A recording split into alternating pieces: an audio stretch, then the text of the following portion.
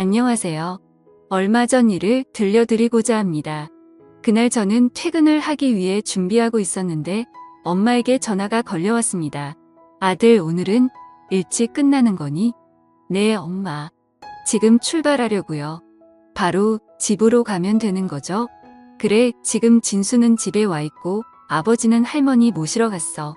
그러니까 바로 집으로 와. 엄마가 아무렇지도 않게 말씀하셨어요. 할머니도 매번 엄마가 힘들어서 어떡해요? 라며 제가 미안한 듯이 말했어요. 힘들긴 뭐가 힘들어. 가족들이 맛있게 먹어줘서 엄마는 좋기만 한데. 그러니까 운전 조심해서 와. 오늘은 엄마가 너 좋아하는 삼계탕 끓여놨다. 알겠어요. 금방 갈게요. 엄마와 통화를 끝낸 뒤 급히 집으로 출발했습니다. 우리가 취업을 한 뒤에도 엄마는 가족들과 함께 식사하는 시간을 중요하게 생각하셨어요. 그랬기에 일주일에 한두 번은 꼭 가족들과 식사를 함께 했습니다. 그렇게 주차되어 있던 차에 올라타고 집으로 출발했는데 그동안 참 많은 일들이 있었구나 하는 생각과 함께 사람 인생 참 모르는 일이라는 생각이 듭니다. 그러니까 제 인생은 고등학교 1학년 때 다시 시작되었다고 해도 과언이 아니었습니다. 제가 엄마, 아빠 그리고 진수를 만나기 전까지 제 가족이라고는 우리 할머니가 없었어요. 우리 부모님은 아주 오래전에 이혼을 했다고 하는데 아빠만 몇 번 얼굴을 비추다가는 어느 순간부터는 아예 찾아오지도 않았거든요. 그렇게 할머니와 저는 둘이 살아가야 했습니다. 생각해 보세요. 할머니 혼자 어린 손주를 키워야 했으니 얼마나 힘이 드셨겠어요. 할머니는 집에서 많이 떨어진 곳으로 농사일을 다니셨어요. 그곳에서 일당제로 돈을 받았는데 우리는 그 돈으로 둘이 먹고 살았어요. 집에서 꽤 떨어진 곳이라 할머니는 새벽부터 일어나서 나가셨고 할머니가 나가시기 전에 밥상을 차려놓고 나가시면 저는 홀로 일어나서 밥을 먹고 학교에 가곤 했어요. 그런 생활은 꽤 오랫동안 계속되었는데 초등학교 때까지는 큰 문제가 없었어요. 그런데 중학교에 올라가면서 사춘기가 왔고 할머니와 다투는 일도 많아졌습니다. 할머니께 못된 말도 참 많이 했었고 지금 생각해보면 아주 못된 행동이란 행동은 다 했던 것 같아요. 그렇게 고등학교에 올라갔는데 제 반항은 더욱 심해져만 갔기에 할머니는 하루하루 눈물 바람피셨어요. 주한아, 우리 착한 주한이가 어쩌다 일이 됐니? 제발 할미 말 좀 들어라. 그래도 공부는 해야 할 거 아니냐. 할머니께서 저를 끌어안고 허구한 날 눈물만 흘렸습니다. 하지만 그때 당시 저는 그런 할머니의 모습이 다 귀찮기만 했었기에 내 인생이니까 상관하지 마. 그리고 공부해서 뭐해, 집에 돈이 없는데 공부 잘해봤자 대학은 무슨 돈으로 갈 거냐고, 그러니까 상관하지 마. 그렇게 할머니께 대들기 일주였습니다. 그래도 공부는 해야 할 거 아니야. 우선 공부하다 보면 무슨 방법이 생기겠지. 내가 그동안 널 어떻게 키웠는데 네가 이럴 수가 있어. 할머니가 제게 매달리다시피 했어요. 됐다고 나한테 다시는 공부 얘기하지도 마. 돈도 없으면서 자꾸 공부하라고 난리야. 난 고등학교 졸업하고 바로 취업할 테니까 그런 줄 알아. 사실 고등학교도 다니고 싶지 않아. 근데 억지로 다니는 거니까 제발 그냥 좀 내버려둬. 라고 하고 밖으로 뛰쳐나가 버렸어요. 그런 저를 부르며 할머니가 눈물을 흘렸지만 저는 상관조차 하지 않았습니다. 그렇게 저는 하루하루 그냥 막 살았던 것 같아요. 나쁜 친구들과 어울려 다니면서 다툼이 일어난 적도 많았기에 경찰서도 수시로 들락날락했어요. 그 바람에 할머니까지 경찰서에 그리고 학교에도 수시로 불려다녔고 학교 선생님들이 저를 바라보는 눈빛도 사각히 그지없었습니다. 당연했겠죠. 계속 문제를 일으키는 학생을 좋아할 선생님은 많지 않았으니까요. 그러던 중 정말 큰일이 일어났어요. 그러니까 그게 고등학교 1학년 때 일이었는데요. 저는 공부에 전혀 관심이 없었기에 홀로 책상에 엎드려서 잠을 자고 있었어요. 그런데 담임 선생님이 교실 안으로 들어오시더니 야, 김주연 일어나봐. 안 들려? 빨리 일어나라고. 선생님이 짜증 섞인 목소리로 말했어요. 왜요? 제가 고개를 들었는데요. 내가 진수 지갑 가져갔지? 선생님이 다짜고짜 물었어요. 네, 그게 무슨 말이에요? 지갑을 가져가다니요. 저 안 가져갔습니다. 안 가져가긴 뭘 안 가져가. 진수 말로는 체육 시간에 다들 운동장에 있었는데 너만 교실에서 있었다던데. 그러니까 내가 범인이 확실하구만. 선생님은 이미 저를 범인이라고 생각한 듯 했어요. 진수가 봤대요? 제가 가져간 거 봤냐고요? 제가 흥분한 채 소리쳤어요. 어머 얘 좀 봐. 너 선생님 앞에서 무슨 버르장머리 없는 행동이야.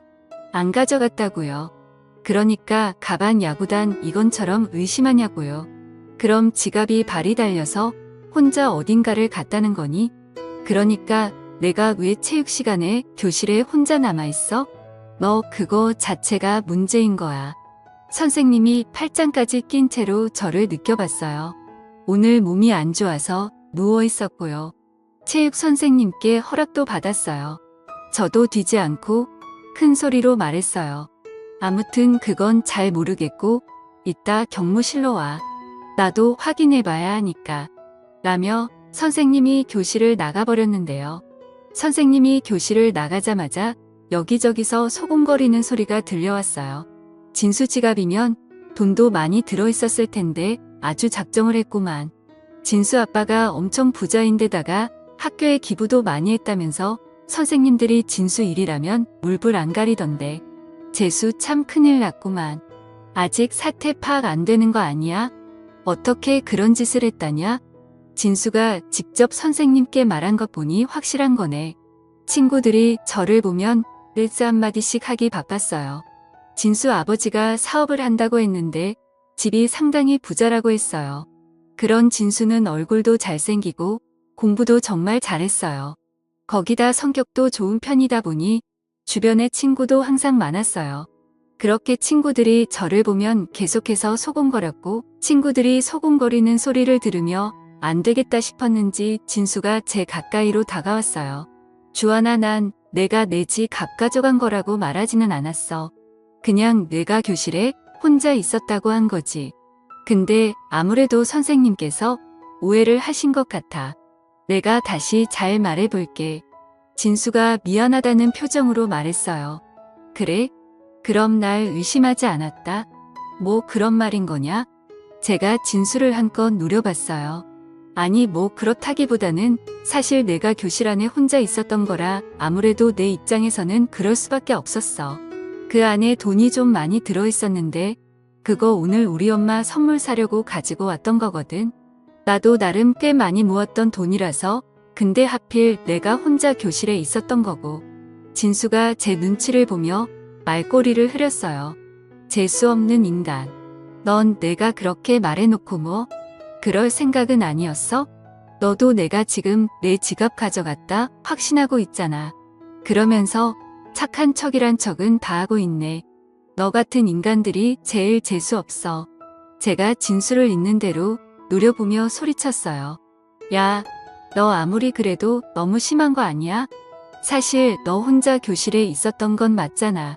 그러니까 내 입장에선 너라고 생각할 수밖에 없지. 입장 바꿔놓고 생각해봐. 진수가 제게 따져 물었어요. 그러니까 난 너 같은 인간들이 제일 재수 없다고. 좋은 부모 밑에서 부족한 거 없이 자라서 세상이 내 중심으로 다 움직일 것 같지. 나 같은 인간은 그냥 다 우습지. 가식적인 인간. 이라는 말이 제 입에서 튀어나왔고 제 말에 진수 얼굴이 창백해졌어요. 뭐, 너 진짜 이상하다. 내가 언제 너한테 우습대? 진수의 목소리는 격앙되어 있었어요. 그만 꺼지라고. 난 내 지갑 안 가져갔어. 제가 진수의 어깨를 손바닥으로 툭툭 하고 밀었어요. 야, 너 뭐 하는 거야? 어디서 손을 대는 거야?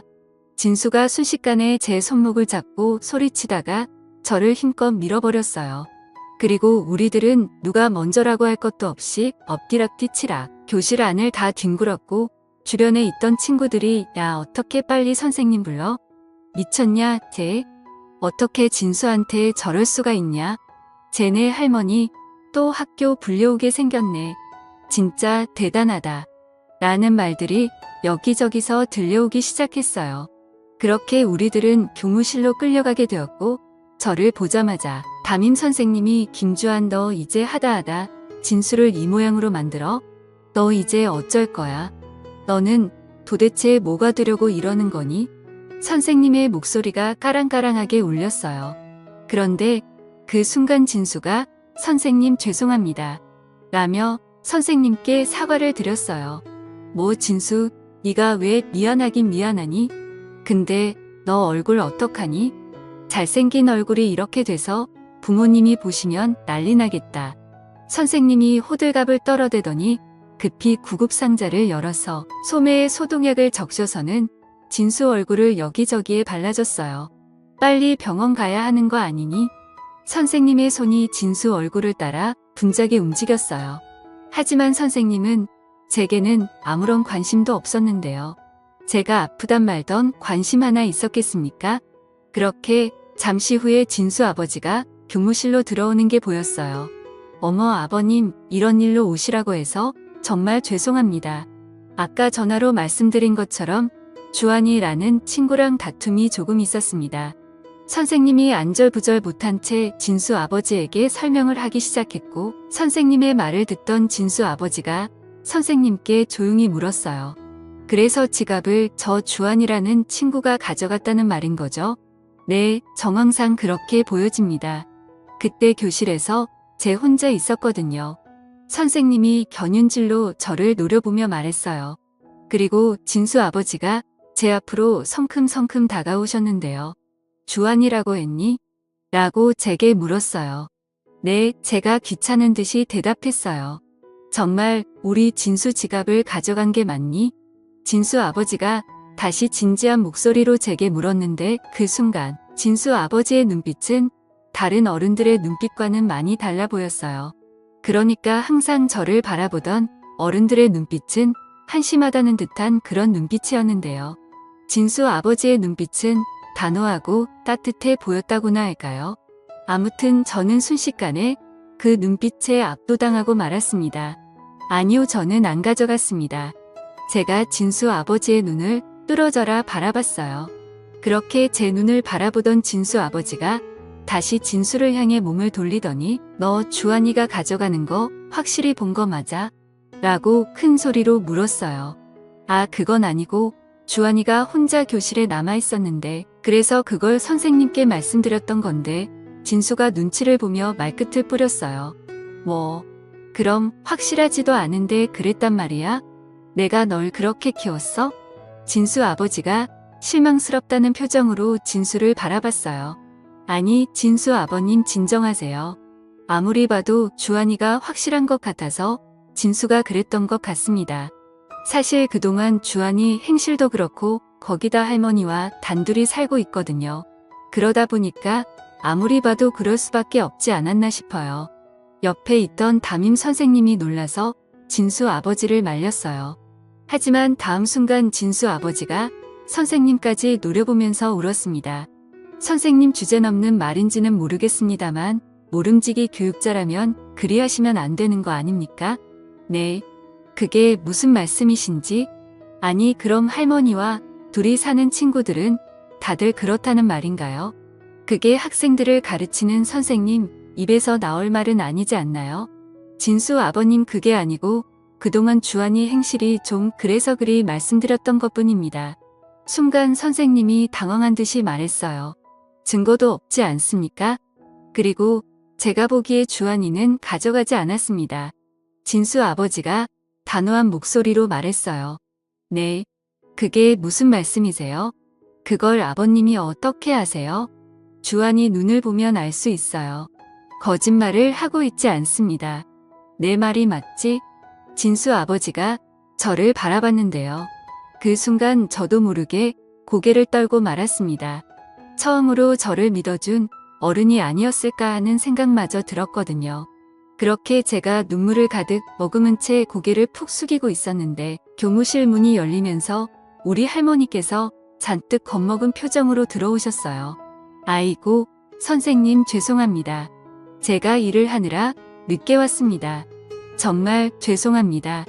할머니가 머리까지 조아리며 선생님께 말했는데 농사일을 하다 오시느라 우리 할머니의 차림새가 말이 아니었어요. 거기다 그때가 여름이었던지라 땀 냄새와 이상한 냄새까지 섞여서 뭐라 표현할 수도 없는 그런 상황이었어요.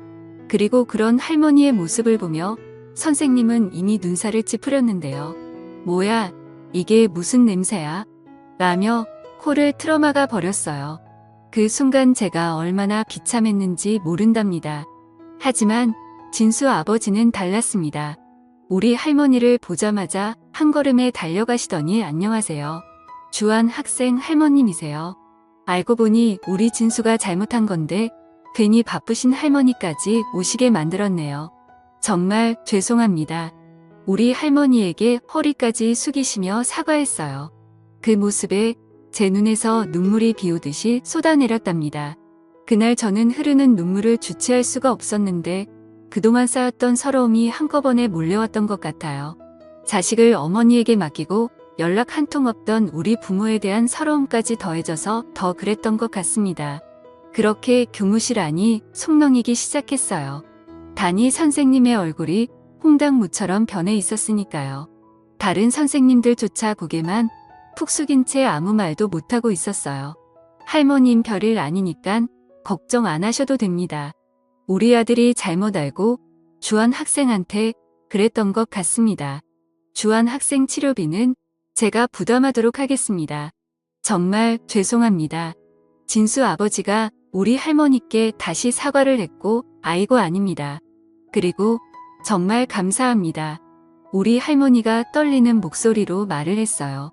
그런데 그 순간 진수 아버지가 우리 할머니 손을 꼭 붙들면서 많이 놀라셨죠.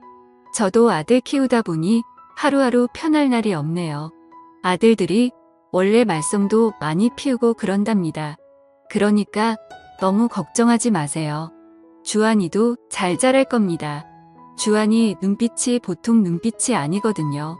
그러고는 진수 아버지가 큰 소리로 웃었는데 그 웃음소리 때문이었을까요?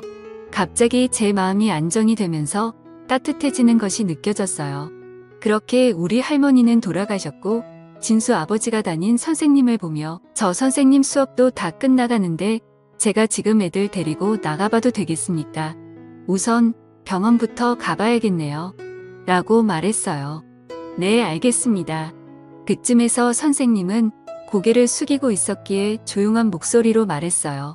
아 참, 그리고 선생님 제가 마지막으로 부탁 하나만 해도 될까요? 네. 아, 네, 무슨 부탁이신데요? 저 적어도 학교에서만은 학생들이 차별받지 않았으면 좋겠네요. 진수 얼굴에 약 발려주셨으면 주한이한테도 그렇게 해주셨어야죠. 선생님들이 올바른 가치관을 가지고 계셔야 대한민국의 미래가 밝지 않겠습니까? 부디 모든 아이들을 따뜻하게 보듬어 주세요. 부탁드리겠습니다. 진수 아버지가 간절한 눈빛으로 선생님을 바라봤어요. 아, 네, 잘 알겠습니다. 죄송합니다. 선생님이 잔뜩 긴장한 채 말했어요. 그 뒤 진수 아버지는 저와 진수를 데리고 교무실에 나왔어요. 니들 괜찮은 거지? 우리 가서 밥이나 먹자. 원래 남자들은 그러면서 친해지는 거야. 그리고 진수와 저를 보며 활짝 웃었어요. 그리고 우리들을 데리고 꽤 좋은 식당으로 들어갔는데 그동안 살면서 그런 식당은 처음이었던 것 같습니다. 정말 의리의리한 그런 식당이었거든요. 그곳에서 처음으로 스테이크라는 것을 먹게 되었는데 어떻게 먹어야 할지 모르겠더라고요. 그래서 제가 어리둥절한 태 앉아 있었는데요. 내가 이 스테이크를 언제 처음 먹어본 줄 아니? 진수 아버지가 조용히 물었어요. 아니, 우리 그동안 자주 먹었었잖아. 진수가 아버지를 보며 말을 했는데요. 내가 말이야 고등학교 졸업하고 얼마 뒤에 소개팅을 했는데 소개팅한 여자가 스테이크 집에 가자고 하는 거야. 그런데 이 스테이크를 어떻게 시키는 건지 도통 알 수가 있어야지.